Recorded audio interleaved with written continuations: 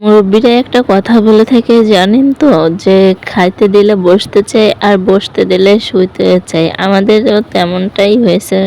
Hello everyone, আসসালামু আলাইকুম। সবাই কেমন আছেন?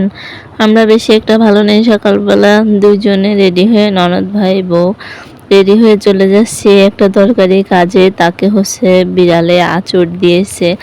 বিড়ালটাকে খেতে দেওয়া হতো, খেতে দিতে দিতে এখন সেই মুরব্বীদের কথার মতোই হয়ে গেছে। খেতে দিলে বসতে চায়, বসতে দিলে শুতে চায়, সেই অবস্থা। ওর পেটে ছিল বাচ্চা। আমার শাশুড়ি প্রতিদিন ওকে খেতে দিত, বলতো কি আমার না ওর জন্য অনেক মায়া হয়। ওর পেটে বাচ্চাও ঠিক মতো খাবার পায় না, এই জন্য ওকে প্রতিদিনই খেতে দেয়। তো সবাই মেনেই নিয়েছিল, সবাইও আদর করে ওকে খেতে দিত, কিন্তু ও যে কামড় দিবে, আঁচড় দিবে, এটা কিন্তু ভাবার ছিল না। এখানে সকাল সকাল আপু আর আমি রেডি হয়ে চলে যাচ্ছিলাম হাসপাতালে। তাকে সেই বিড়ালটাই কামড় দিয়েছে।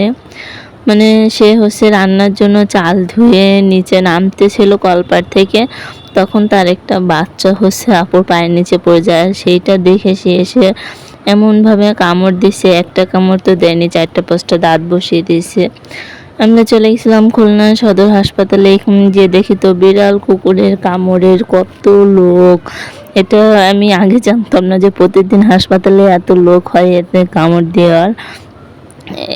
আমাদের টিকা দেওয়া শেষ হয়ে গেছে। ওকে বিড়ালটাকে প্রতিদিনই খেতে দিতাম।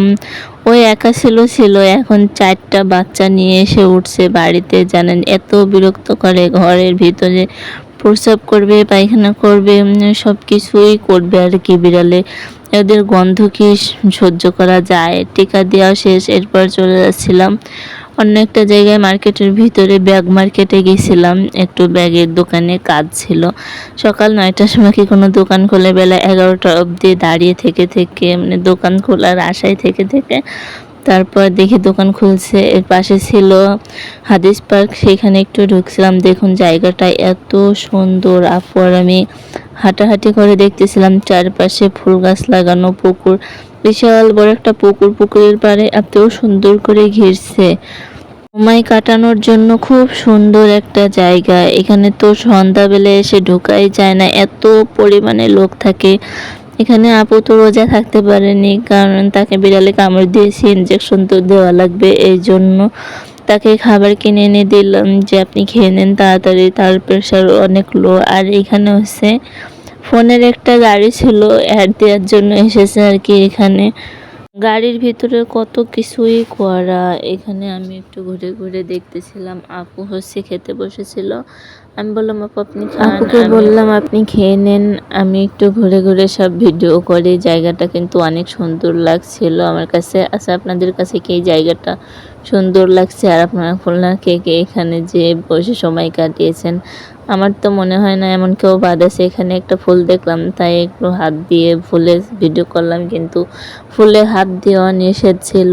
এই দেখুন এখানে চারপাশে কত সুন্দর জায়গা। এখানে ছিল সূর্যমুখী ফুল, অনেক অনেক ফুল ছিল। আমার কাছে কিন্তু ফুল দেখতে অনেক ভালোই লাগে।